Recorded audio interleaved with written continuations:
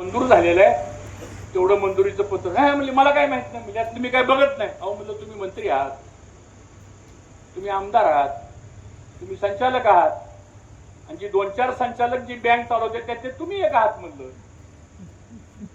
बरोबर बरोबर बोलतो बोलतो बोलतो बोलतो म्हणले मी. ठीक आहे म्हणलं, माझं सांगायचं काम आहे, माझं वैयक्तिक काम नाही. अशी करत होती का नाही, सगळ्यात पुढे बोलायला तुम्हाला सांगतो. झाला एक महिनाभर फार अस्वस्थ वाटली लोकांना. आता रुटीन लागलंच आहे, कारण शेवटी कोणी आल्यानंतर जर आपल्याला कामाच्या संदर्भामध्ये जर काय करायचं असेल आणि मग दुसऱ्या बाजूला आपण काय बोलतो, याला भावाला कारखाना चालवायला येत नाही, मग पैसे दिले जात नाही, तर मग झालं. 12 वर्ष तुम्हाला सांगतो, माझ्या आयुष्यातली सगळ्यात वाईट वर्ष गेली असते तरी 12 वर्ष गेली. जी बोलल नाही ती आळशी तुम्हाला सांगतो. पण एका गोष्टीचा अभिमान आहे मला, कोण बोलत नव्हतं माहिती का? जो माणूस निष्ठेनं प्रामाणिकपणे माझ्या मागे उभा राहिला ना, नंदू पाटील, त्यांनी कधी एक शब्द काढला नाही सांगतो हा. पण जी माणसं अशी करत होती का नाही, ती सगळ्यात पुढे बोलायला तुम्हाला सांगतो. पण आज परिस्थिती अशी आहे, या सगळ्या संकटावर आपण मात केली आणि आता मात्र मागे बघायची गरज नाही. दिवस आपले बदललेले. इथून पुढच्या काळामध्ये उच्चांकी दर देण्यामध्ये सुद्धा आता आपल्या संस्था पुढे आलेल्या आहेत. हा सुद्धा संदेश या माध्यमातून गेला पाहिजे. आता आपण दुसऱ्याची वाट बघायची नाही, दुसरा काय दर काढेल म्हणून सांगतो. आज दुसरी आपली वाट बघतील की निरा भीमाचा आणि कर्मयोगीचा दर काय निघणार आहे. या स्टेजला हे 2 संस्था मित्रांनो आपण आणलेले आहेत आणि मी आपल्याला ग्वाही देतो, इथून पुढच्या काळामध्ये महाराष्ट्रामध्ये दर देण्याच्या बाबतीमध्ये या दोन्ही संस्था मागे राहणार नाहीत, याची खात्री आपण या ठिकाणी बाळगायला हरकत नाही. ठीक आहे, यावर्षी आव्हान आहे आपल्याला. परवा अजित पवार आले त्या इंदापूरला सांगतो, त्या नगरपालिकेच्या सभेला सांगतो, आणि निरा भीमाचा उल्लेख अजित पवारांनी भाषणामध्ये केला सांगतो. मी नाव घेऊन बोलतो अजित पवारांचं सांगतो. काय उल्लेख केला म्हणले, आमच्या बँकेकडे तुमचं खातं आहे म्हणले, कर्जबाजारी झालाय निरा भीमा कारखाना म्हणले सांगतो. हे भाषण कुणी केलं? एका पक्षाच्या राष्ट्रीय नेत्यांनी आणि राज्याच्या उपमुख्यमंत्र्यांनी. मी त्याला उत्तर दिलं एका इंटरव्ह्यू मध्ये सांगतो तुम्हाला. आता इथं माझ्याकडे पुणे जिल्हा बँकेचं पत्र आहे. आता मी ठरवलंय प्रत्येक गोष्ट बोलायची, लोकांच्या समोर मांडायची सांगतो. हे पत्र काय माहिती का? कार्यकारी संचालक नावाने पत्र आले 10/6/2025 ला. पत्र दाखवतो मी तुम्हाला. काय लिहिलंय? निरा भीमा साखर कारखान्याचा 7/5/2025 ला अल्पमुदत इथेनॉल करता जे 50 कोटी रुपयाचं कर्ज आम्ही मागितलं होतं. बँकेची पॉलिसी आहे बरं का, आणि त्या बँकेच्या पॉलिसी प्रमाणे धोरणाप्रमाणेच आपण कर्ज मागितलं. आपल्याकडं मागच्या वर्षी इथेनॉलचं घेतलेलं कर्ज 17 कोटी रुपये भरायचं होतं. ते 17 कोटी रुपये आपण भरले. मी तरी विचारलं त्या बँकेच्या अधिकाऱ्याला, म्हणलं ही 17 कोटी तुमचे भरण्यापेक्षा माझं 17 कोटीचंच पेमेंट राहिले, मी ते देऊन टाकतो. नाही म्हणले, नियमाप्रमाणे तुम्ही 17 कोटी कर्ज भरा, तुम्हाला 50 कोटी आम्ही लगेच देतो. पैसे भरले आम्ही. विभीषण घोगरे आपले विभागीय अधिकारी आहेत, त्यांनी शिफारस केली की बँकेच्या नियमाप्रमाणे निरा भीमा कारखान्यानं सगळं कर्ज अल्पमुदतीचं भरलेलं आहे. मी शिफारस करतो ह्यांना 50 कोटीचं कर्ज द्यायला हरकत नाही. ते पत्र गेलं कुठं? हेड ऑफिसला. तिथं हेगडे साहेब होते, तिथं देसाई साहेब होते, तिथं गिरी साहेब होते.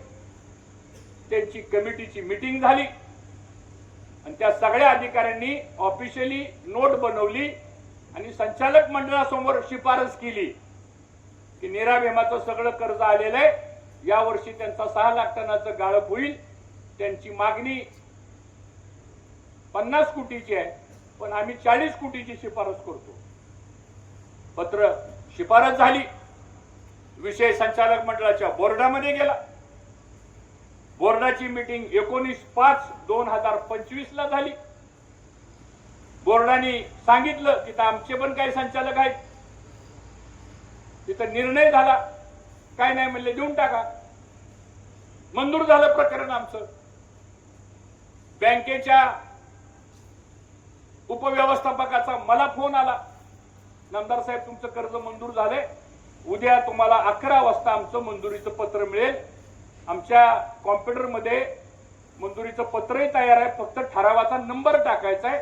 उद्या चेअरमनची सही झाली की ठरावाचा नंबर पडेल आणि तुम्हाला व्हॉट्सअपवर आम्ही 1 वाजेपर्यंत पत्र देतो. म्हणून आम्ही तुम्हाला 20 तारखेचा वायदा केला की शेतकऱ्याचं पेमेंट देऊ म्हणून. आठवतंय का ना तुम्हाला? का चुकीचं बोलतो मी? 20 तारखेला आम्ही जाहीर केलं 20/5 तुमच्या खात्यात पैसे जमा होतील, कारण 17ला मंजूर झालेलं आहे. तेवढं मंजुरीचं पत्र नाही म्हणजे मला काय माहित नाही, म्हणजे यातलं मी काय बघत नाही. अहो म्हणलं तुम्ही मंत्री आहात, तुम्ही आमदार आहात, तुम्ही संचालक आहात, आणि जी 2-4 संचालक जी बँक चालवते त्याचे तुम्ही एक आहात म्हणलं. बरोबर बोलतो म्हणले मी. ठीक आहे म्हणलं, माझं सांगायचं काम आहे, माझं वैयक्तिक काम नाही. ते झालं. पुन्हा चेअरमनला फोन केला. चेअरमन म्हणले माझी अडचण आहे, तुम्ही माझी अडचण समजून घ्या. मग यादव वकील माझ्याकडे आले. मला म्हणले मी जाऊन चेअरमनला भेटतो, त्यांचे व्यक्तिगत संबंध आहेत यादव वकिलांचे. त्यांनी फोन केला, आम्ही भेटायला कधी येऊ? चेअरमन म्हणले कशाला येताय भेटायला, माझी काय अडचण नाही, पण मी काय निर्णय घेऊ शकत नाही. मग मी पवार साहेबाकडे गेलो. पवार साहेबाला म्हणलं साहेब असं घडले. पवार साहेबांनी फोन लावला चेअरमनला. चेअरमन कुठं होते? ते होते महाकाळेश्वरला, तिकडे उज्जैनला गेलते. बरं झालं म्हणलं महादेवाचा प्रकाश तरी पडेल शंकराचा त्यांच्यावर. पवार साहेबांनी त्यांना फोन केला, माझ्यासमोर फोन केला. म्हणले चेअरमन आपण असलं राजकारण कधी करत नाही, संस्था ही सगळ्याची असती, आपण हे कर्ज प्रकरण. हा म्हणले साहेब मी करतो.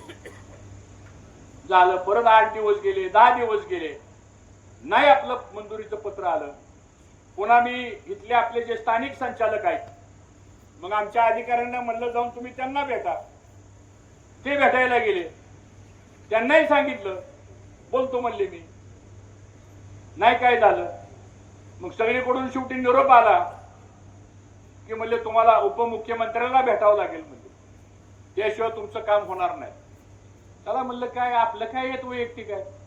मी फोन केला, त्यांनी मला पहाटेचीच वेळ दिली भेटायची. परत निरोप आला, म्हणले 8:30 वाजता सह्याद्रीला या. सह्याद्री गेस्ट हाऊसला गेलो भेटायला मी मुंबईला. त्यांना सांगितलं असं आहे. ते लगेच फोन लावला चेअरमनला, काय अडचण आहे? चेअरमन म्हणला काय अडचण नाही, मग देऊन टाका यांचं प्रकरण म्हणला. परत म्हणला मी आता पुण्याला येतोय म्हणला, तिथं मला एअरपोर्टला सगळी फाईल घेऊन या. अगोदर देऊन टाका म्हणले, परत म्हणले फाईल घेऊन या म्हणले. तर इतकं विस्तारानं सांगणं बरोबर नाही. त्यांनाही भेटलो, 2दा भेटलो, VSI ला भेटलो, बघतो करतो आमकं तमकं सगळं झालं. आणि नंतर मग परत आम्हाला एक प्रेमाचं पत्र दिलं, किती 1 महिन्यानी. म्हणजे आमचं प्रकरण 7/5 आणि बँकेचं पत्र आम्हाला आलंय 10/6. आणि त्या पत्रात काय लिहिलंय माहिती का? आपण इथेनॉल करता अल्पोन करता मागितलेलं 50 कोटी रुपयाचं कर्ज हे मंजूर करण्याबाबत विनंती करण्यात आली होती, परंतु अंदाजानुसार होणारं गाळप व प्रत्यक्ष होणारं गाळप यामध्ये मोठ्या प्रमाणात तफावत येत आहे. आणि त्यामुळं भविष्य काळात कारखान्याचं नेटवर्क आणि NDR हा उणे जाण्याची शक्यता असल्यामुळं तुमचं कर्ज आम्ही नामंजूर करत आहे. ते पत्र. आता आम्हाला कारण काय सांगितलं, तर तुमचं गाळप कमी झालं. मग आम्ही म्हणलं छत्रपतीचं गाळप किती झालं? त्यांना 75 कोटी रुपये कसे काय मिळाले? बाकीचे खाजगी कारखाने आहेत काय त्यांचे पण आहेत, कोणाचं 2 झालं, कोणाचं 2.25 झालं, कोणाचं 2.25 झालं, त्यांना 80 कोटी रुपये कसे काय मिळाले? यादी आहे माझ्याकडे. तिथं सुद्धा जाणीवपूर्वक या ठिकाणी केलं. आणि आता भाग्यश्री म्हणल्याप्रमाणे आतापर्यंत आपण ह्या स्टेजला आलोय, 1 रुपयाचं कर्ज नाही. आज आपण बिन कर्जाचा हा इथपर्यंत कारखाना चालवलाय आणि तो सुद्धा उत्तम चालवून दाखवलाय. आणि आता फोन येतात, प्रस्ताव द्या प्रस्ताव द्या. MD ला सुद्धा कोणतरी म्हणलं परवा प्रस्ताव द्या म्हणले. आता सांगतो आता पाका आमचं बाग वजवाटोळ केलं, प्रस्ताव द्या. ही जी पद्धत आहे, माझं म्हणणं असं आहे की ह्या संस्था काय एकट्या आमच्या मालकीच्या नाही. तिथं काय 13,000 सभासद ऊस घालतो शेतकरी, तो काय सगळे मला मतदान करतो का? पण अशा पद्धतीने अडवणूक करायची. आणि म्हणून आम्ही निर्णय घेतला. मी तुम्हाला आज या ठिकाणी सांगतो, कुठल्याही शेतकऱ्याचं, सोसायटीचं, पीडीसी बँकेचं 1 रुपयाचा सुद्धा वसुली केली जाणार नाही. सगळे पैसे तुम्हाला मी देऊन टाकणार, सांगतो तुम्हाला. नो वसुली.